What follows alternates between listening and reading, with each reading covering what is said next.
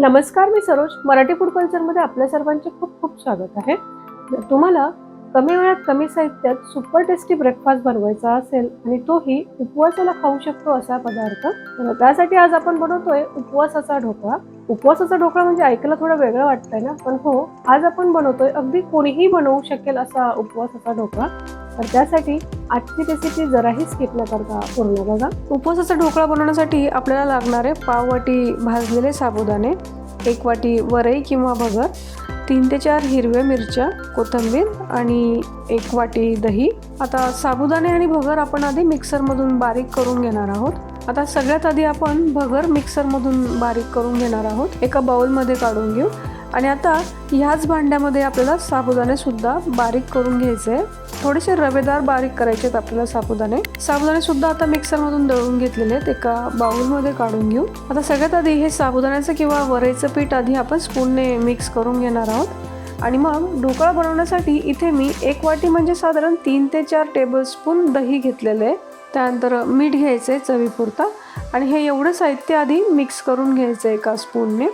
दही शक्यतो आंबट घ्यायचं आहे म्हणजे ढोकळा आपला छान फुलतो आणि चवीलाही खूप छान लागतो. आता काय करायचं आहे, थोडं थोडं पाणी टाकून आपल्याला ह्या ढोकळ्यासाठी बॅटर बनवून घ्यायचं आहे.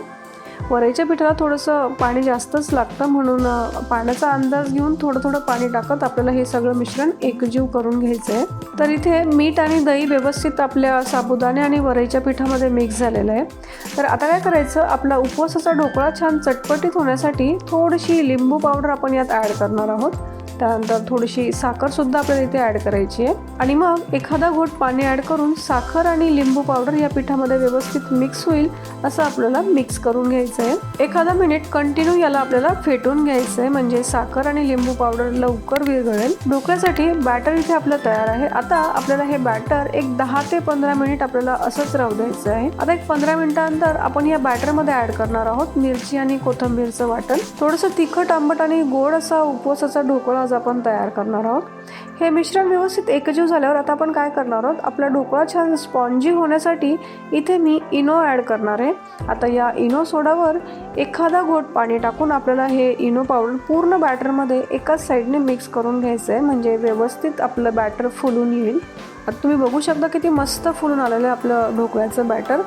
तर ढोकळ्यासाठी आपल्याला बॅटरची कन्सिस्टन्सी अशी लागणार आहे. ते मी स्टीलची प्लेट घेतलेली आणि तिला मी आधीच तेल लावून ठेवलेलं आहे आणि दुसरीकडे ढोकळा शिजण्यासाठी मी इथे ढोकळा पॅनमध्ये पाणी गरम करायला आधीच ठेवलं होतं. आता या स्टीलच्या प्लेटमध्ये आपण हे सगळं बॅटर ॲड करून घेणार आहोत आणि बॅटर ॲड करून झाल्यानंतर ही प्लेट आपल्याला अशी टॅप करून घ्यायची जेणेकरून बॅटरमध्ये कुठे एअर असेल तर ते निघून जाते आणि आपला ढोकळा छान फुलतो.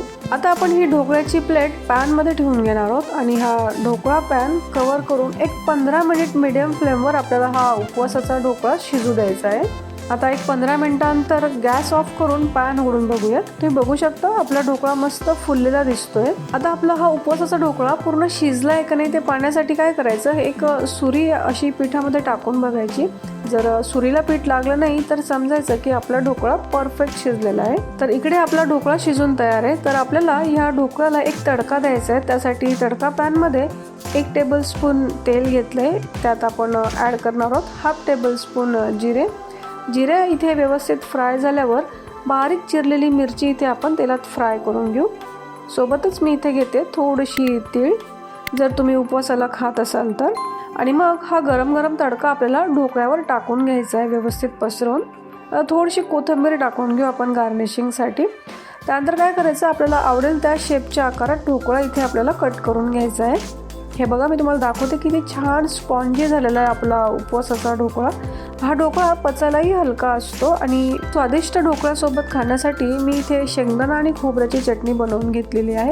तसंच उपवासाच्या पदार्थांसोबत जी काही चटणी खाल्ली जाते त्या सगळ्या चटणींची रेसिपी मी आपल्या चॅनलवर अपलोड केलेली आहे आणि त्याची लिंकसुद्धा मी डिस्क्रिप्शन बॉक्समध्ये दिलेली आहे. रेसिपी आवडल्यास लाईक करा, शेअर करा आणि चॅनलवर नवीन असाल तर नक्की सबस्क्राईब करा.